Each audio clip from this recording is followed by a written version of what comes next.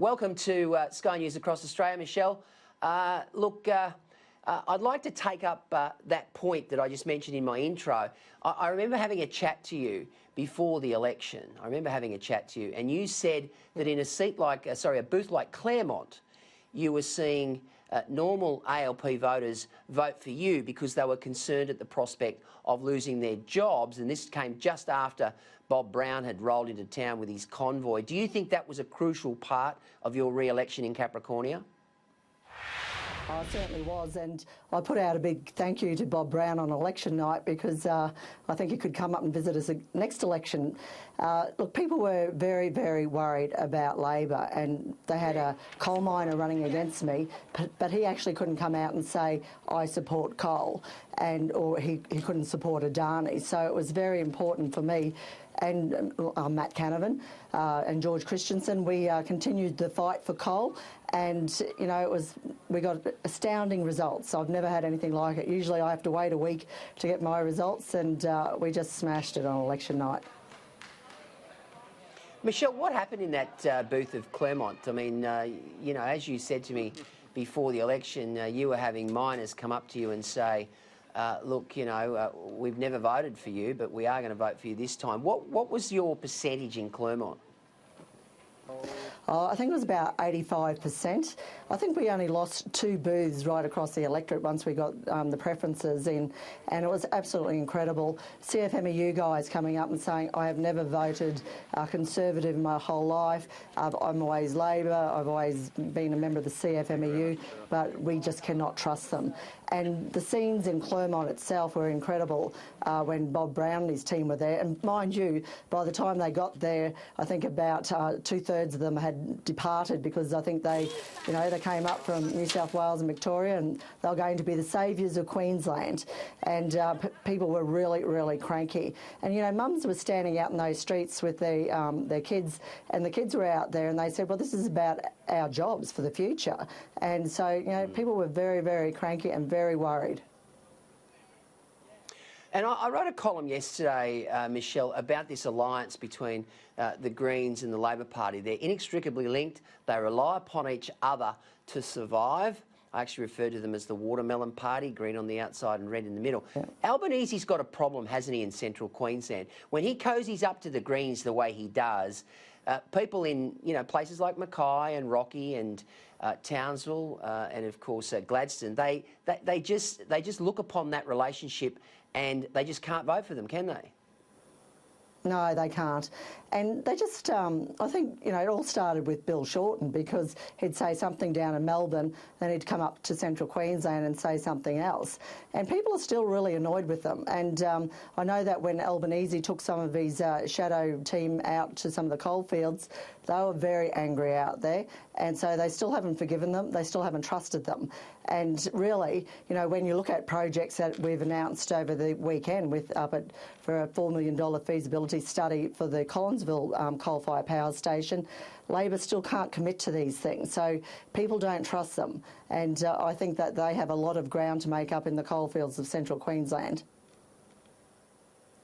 How do you think it'll play out at the state level? Do you think Labor will struggle in the regions? Oh, look, I believe so. Our state members around me are very worried. They've become a lot more vocal, and all of a sudden they're saying, oh, we support coal. Well, they don't. And, they've never supported the Adani project, and there's a lot of other, coal mining projects going ahead in my region, and I think they will really struggle. I think in the coal mining sector that the Labor Party is going to have a lot of trouble there because people do not trust them with their jobs. All right, now talking of trouble, your colleague in Wide Bay, Lou O'Brien, has just been elected as the Deputy Speaker in the House of Representatives. He had a spectacular fallout with your leader, Michael McCormack, overnight and has resigned from the National Party. I mean, what are your thoughts? Have you had a chat to Lou today and asked him how he's feeling? No, I haven't spoken to Lou.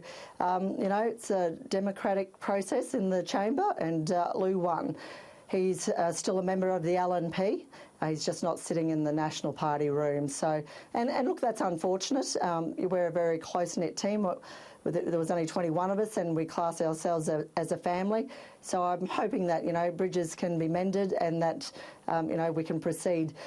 I just think that people do not like us fighting internally. We're down here to do a job, and that's what we should be doing. So, you know, I'm hoping now that the tensions go away and that we can all get on with the job that we're down here for. Well, there's been a bit of drama in the party, Michelle. I mean, you know, you had Bridget McKenzie, who, of course, resigned, fell on her sword last week over the sports rorts affair. I actually think she was badly done by. I think every political party, you know, pork barrels those particular sports grants. We saw it here in Queensland with Mick de Brenny doing the same thing at state level.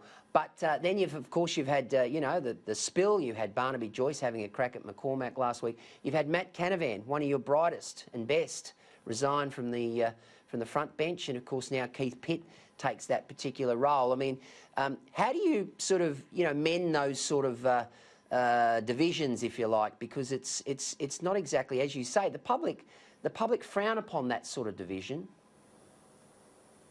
Well, they certainly do, and you know, we're all adults. We've all just got to get on with the job. I mean, you know, we've seen all parties do suffer this, and politics, I was just saying before that it is a very vicious business, and I've never experienced anything like it till I came down here.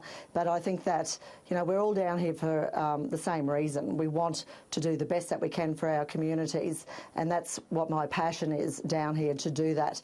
I wish we hadn't had the trouble in the party room. It's been very unfortunate, and it causes everyone a lot of stress.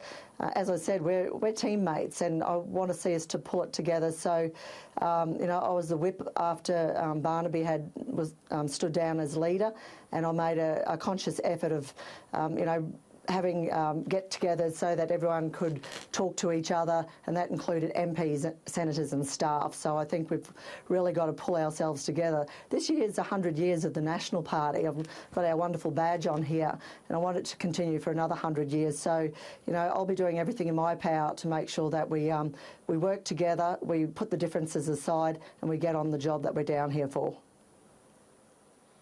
All right, before we go to a break, Michelle, and I really appreciate your time tonight. I know that there was a division just before.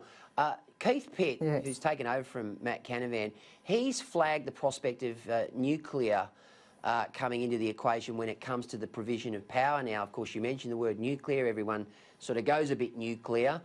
The Prime Minister's sort of gone a bit soft on it, but Keith's very keen on this. Do you think there's any validity to his argument?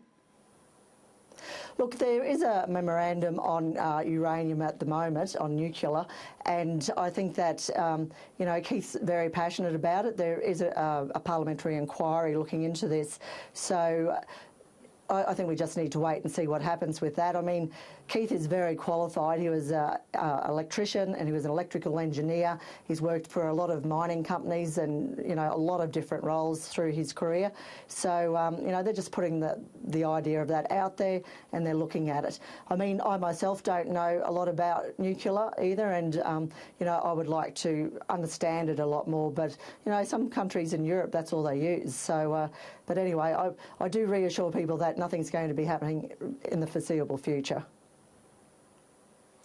Well, Michelle Landry, thank you for joining us on Sky News Across Australia. Viewers, she does a fantastic job up there in Capricornia, and well done on your re-election earlier last year, of course, Michelle. Yeah, no, look, thank you very much. And it was an amazing night. And, you know, I do thank the people of Capricornia for believing me for a third term. And, you know, I'll continue the big fight. And I think shows like yours really help promote our rural and regional areas. And I think people need to have a greater understanding about where, you know, the food comes from and where their electricity comes from. And a lot of that comes from Queensland with coal-fired power.